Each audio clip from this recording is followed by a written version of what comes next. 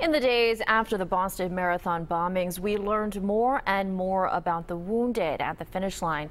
22 News reporter Julie McDonald shows us how the attack can still affect you, even if you weren't there.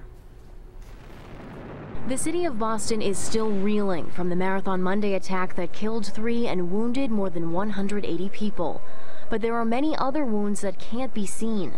Bay State Medical Center and the Hampden County District Attorney's Office hosted a victims' rights conference, an event that seeks to meet the needs of all victims in a tragedy.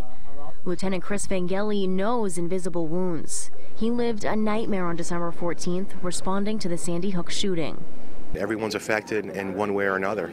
Some worse than others. Some who had gone in and seen the children.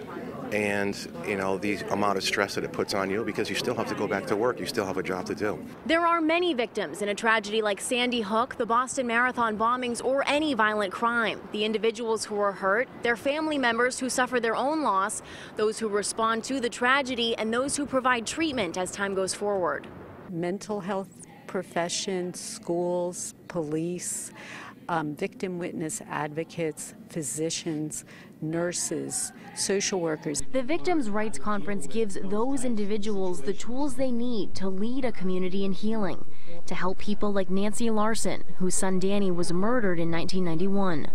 We, as survivors, learn to be terrific actors and actresses.